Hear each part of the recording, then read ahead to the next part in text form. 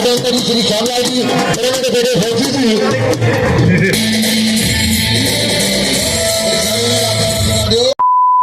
Hello guys, welcome to my new video. So guys मैं जा रहा हाँ फतेहाबाद चौंक जिथे रामलीला लगती है। सो वीडियो च बने रहियो गाइज़, तुहानूं अज दिखाने रावण दरबार ते सीता हरण।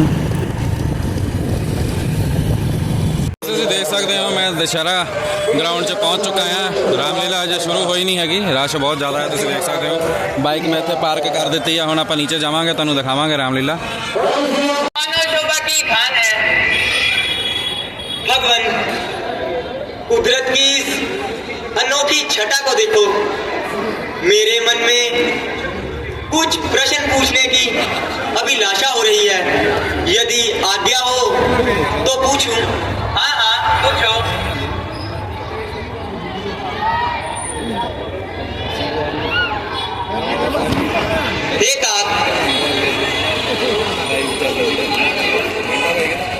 एक माया है, इंद्रियां और मन से जिन पदार्थ का ज्ञान होता है वो सब कुछ माया ही है। इसके दो रूप हैं, पहला अविद्या, दूसरा विद्या। अविद्या महादुख देने वाली और संसार रूपी कुएं में गिराने वाली है।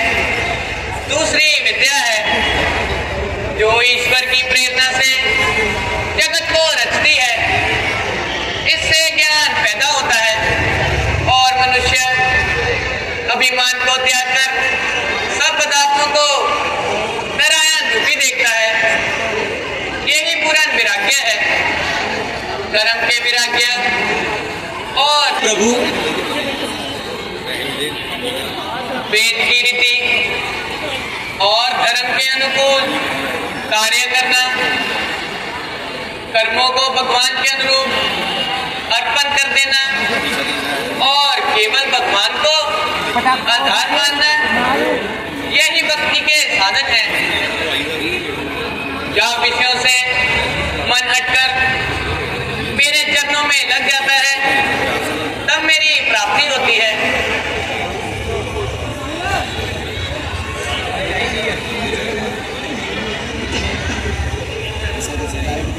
ठीक है प्रभु। हाँ?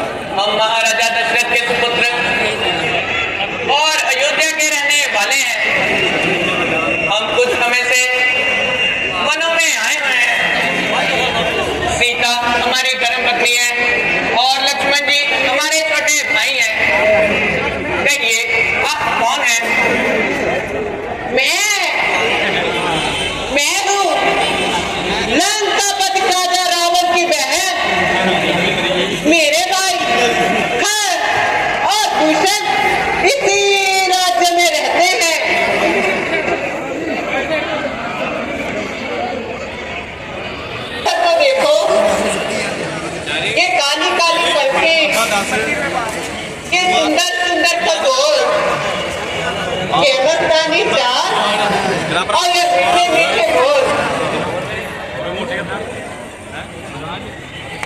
हे देवी, धर्मपथ से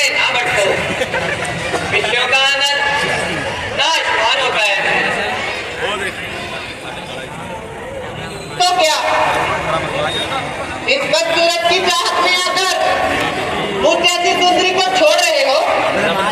देवी, मैं मजबूर हूँ। मैं ये तुम्हारी इच्छा नहीं पूरी कर सकता। तो जाने दो।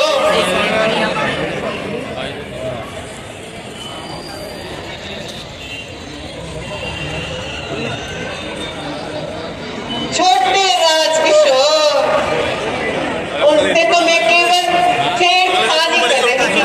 वास्तव में मेरे योग्य तुम ही हो। अच्छा, तो मुझे स्वीकार करो। हे सुंदरी, मैं तो केवल उनका दास हूँ। तुम्हें सेवक के पास कोई सुख नहीं मिलेगा। जाओ, अपना रास्ता लो।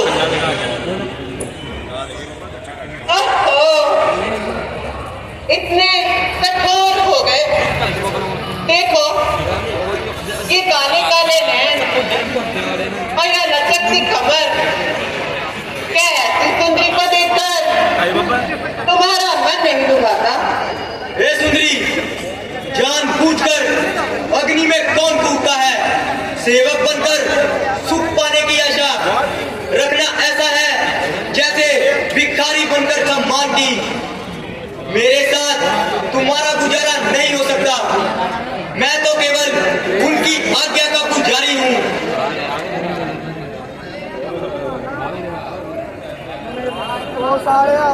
अरे, वो तो मेरी बात भी नहीं सुनता। देखो, तुम ही मान जाओ, अपनी दुल्हन का दिल ना दुखाओ। तुम देख रही हो, मेरी धर्मपत्नी मेरे साथ है। फिर हम ये अनुचित शादी कैसे कर सकते हैं? क्यों नहीं? राजाओं की तो बहुत सी रानियां होती हैं। हाँ, होती हैं, लेकिन ये वेद के विरुद्ध होती हैं। हम ऐसा कभी नहीं कर सकते। वही शादी करेगा जो अपनी लाज को तिनके के सम्मान तोड़कर संसार में मान पाने की आशा छोड़ दे।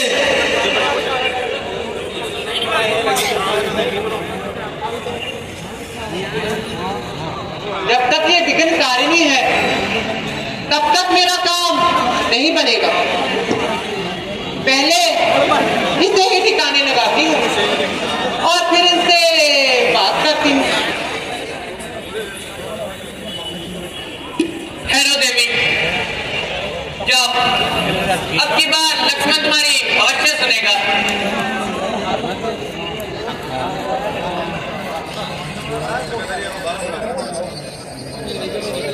क्यों जी, अब कुछ आए सीधे मार्ग पर?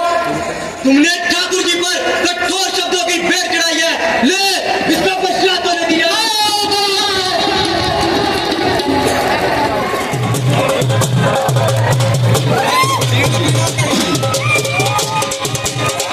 ਮੇਰੀ ਬਲੈਂਡੀਆਂ ਸਭਾਵਾਂ ਨੂੰ ਬੇਨਤੀ ਹੈ, ਚੰਦ ਮਿੰਟਾਂ ਦੇ ਵਿੱਚ ਸਾਡੇ ਦਰਮਿਆਨ ਪਹੁੰਚਣ ਹੀ ਵਾਲੇ ਹਨ। ਮੈਂ ਦੁਸ਼ਹਿਰਾ ਸਬਤੀ ਵੱਲੋਂ ਉਹਨਾਂ ਦਾ ਹਾਰਦਿਕ ਸਵਾਗਤ ਕਰਦਾ ਹਾਂ, ਜਿਨ੍ਹਾਂ ਨੇ ਕੁਝ ਹੀ ਮਿੰਟਾਂ ਦੇ ਵਿੱਚ ਅੱਜ ਦੇ ਇਸ ਰਾਮ ਨਾਟਕ ਦਾ ਉਦਘਾਟਨ ਵੀ ਕਰਨਾ ਹੈ। ਉਹਨਾਂ ਨੇ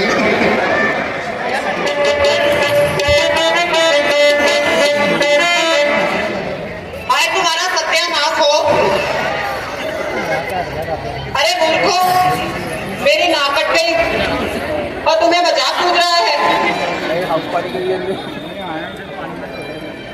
नाक कट गई,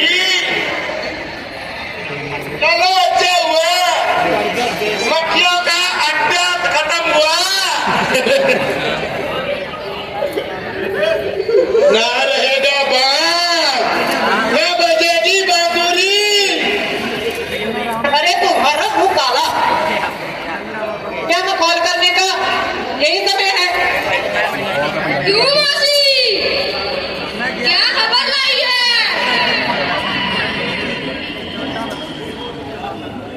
बताओ तो बुआ, इतनी क्यों घबराई है? अरे कौन सा बचाव करता है? अरे रानी, बताओ बताओ,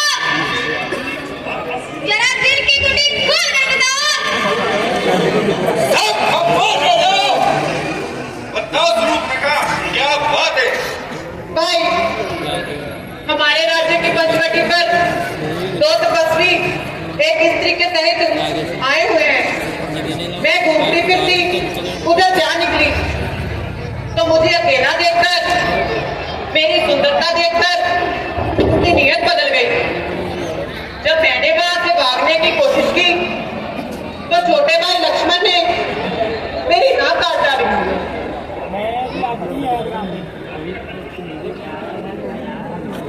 आखिर वो पंचवटी पे आए कैसे?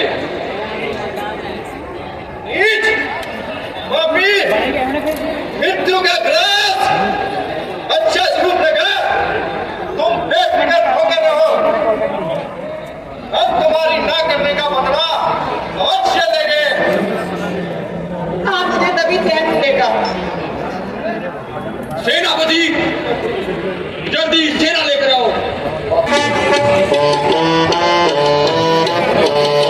बोलो सेनापति रामचंद्र महाराज की। जिन्होंने की पूरी तैयारी की थी है राम नाटक की इस साल, हर साल की तरह दशहरा समिति हरियाणा देखा पृथ्वी पर पाप इस कदर बढ़ गया है कि स्त्री, धर्म और सत्य जाता रहा।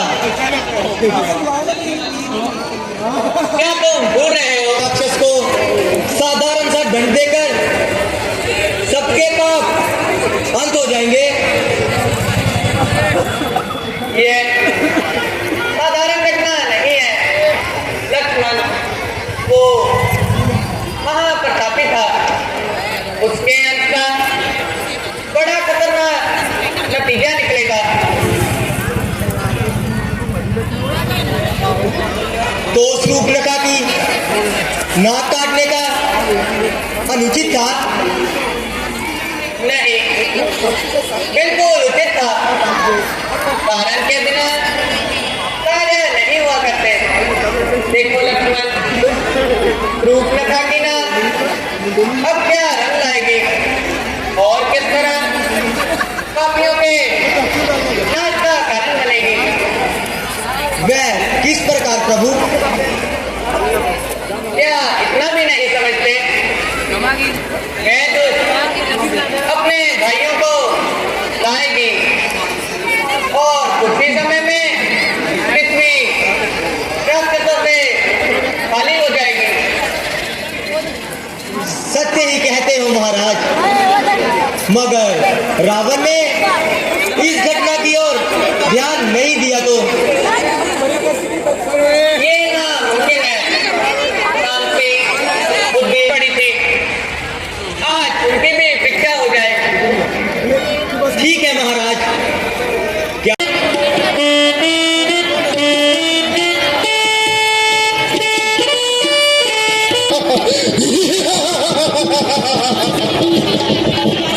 राम तू बच्चा है, कोमल है।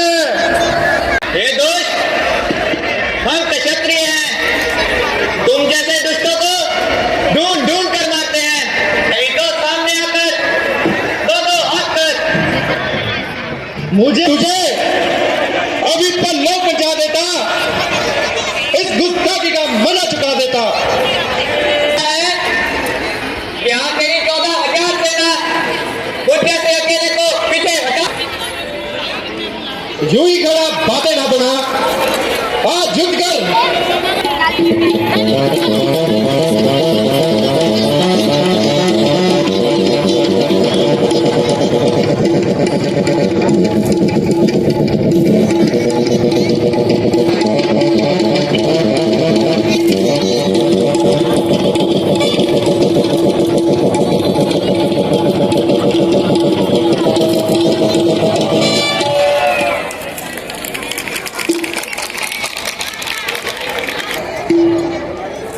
तेरा काल निकट आ गया है।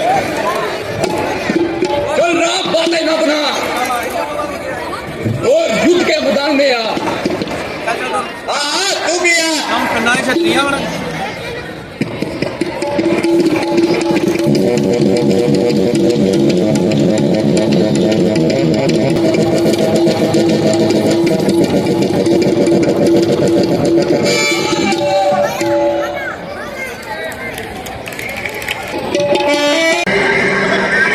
बजाज साहब ਤੇ ਮੈਂ ਪਰਸੋਂ ਚੌਥ ਵੀ ਇਹ ਗੱਲ ਕਹੀ ਸੀ ਮੰਚ ਤੋਂ ਕਿ ਉੱਪਰ ਸਾਹਿਬ ਨੂੰ ਤੰਦਰੁਸਤੀ ਦੇਣ ਪ੍ਰਭੂ ਸ਼੍ਰੀ ਰਾਮ ਔਰ ਆਪਣੇ ਬੱਚਿਆਂ ਨੂੰ ਆਪਣਾ ਆਸ਼ੀਰਵਾਦ ਦੇਣ। ਉਹ ਵੀ ਅੱਜ ਆਏ ਨੇ, ਉਹਨਾਂ ਦੇ ਨਾਲ ਹੋਰ ਵੀ ਉਹਨਾਂ ਦੇ ਸਾਥੀ ਸਾਡੇ Ram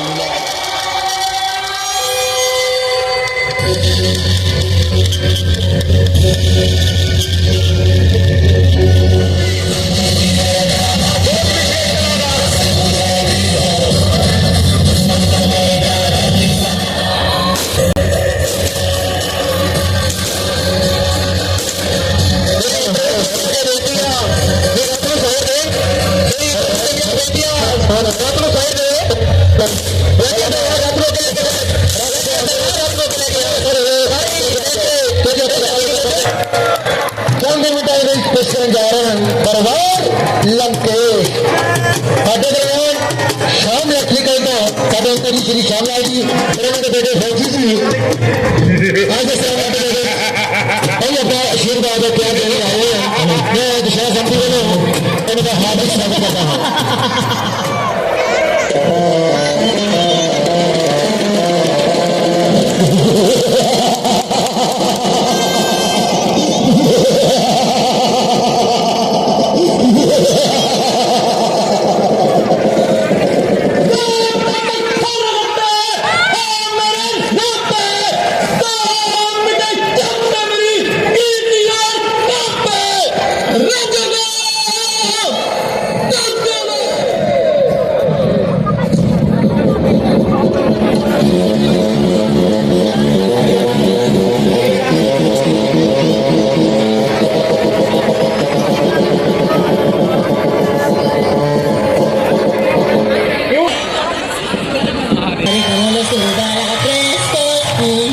Everybody come on, let's do bailar.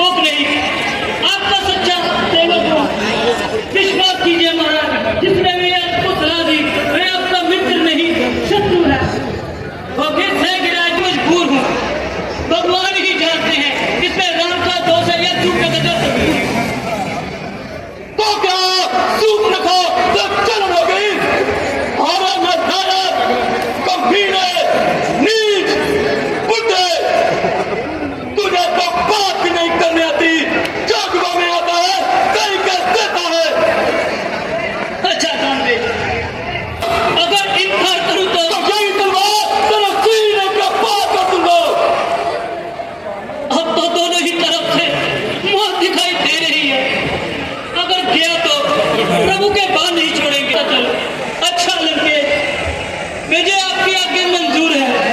चलिए हमारी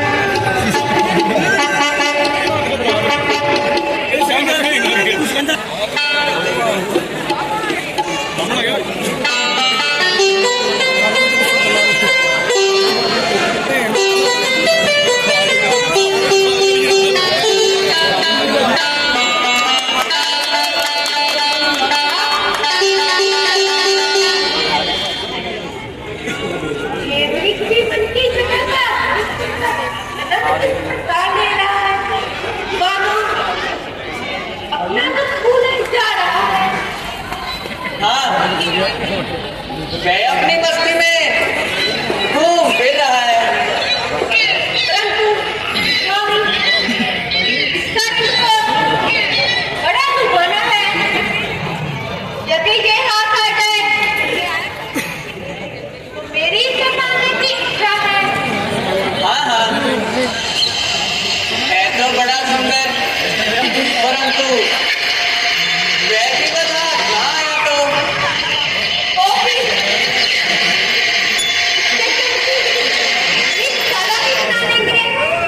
जोर हो गया है।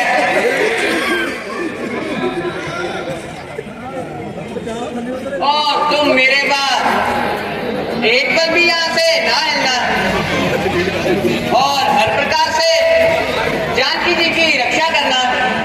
ऐसा ही होगा प्रभु। आपकी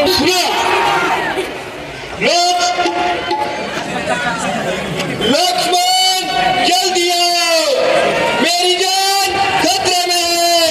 लक्ष्मण जल्दी आओ। लक्ष्मण, तुमने कुछ सुना? जी सुना, मगर ये धोखे की आवाज है। अवश्य ही राक्षसों का कोई बाज है।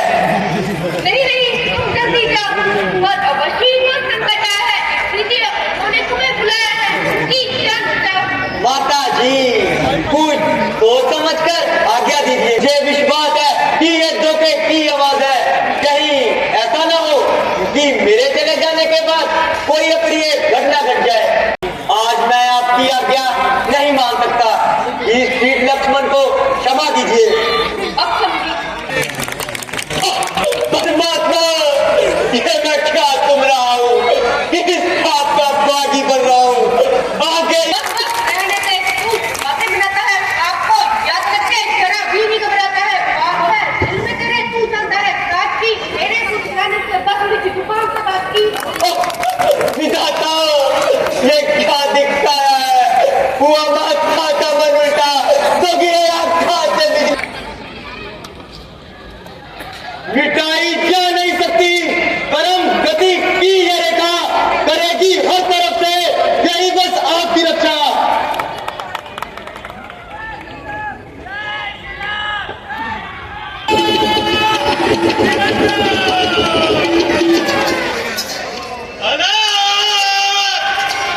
निरंजन भंडार भरपूर है, ईश्वर अनुकूल है।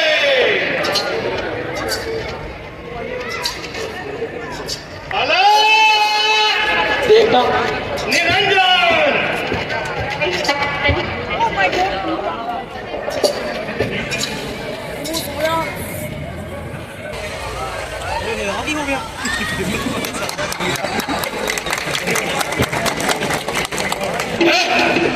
ये क्या, किसी यति का वक्त या किसी सती की ज्वाला?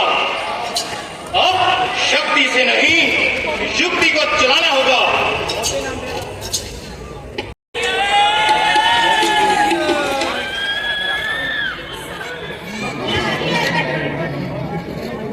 नहीं देवी, हम सन्यासी लोग बंधी हुई भिक्षा नहीं लेते। यदि भिक्षा देना ही चाहती हो तो इस अंकित रेखा से बाहर आकर दो।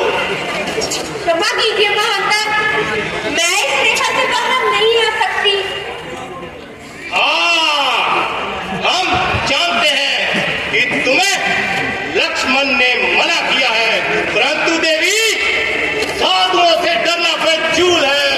संत जिसके द्वार पे आ जाए तो समझ लेना चाहिए कि ईश्वर अनुकूल है। महाराज, आपने सत्य कहा है, परंतु लक्ष्मण जी की आज्ञा ना मानना भी तो बुरा है।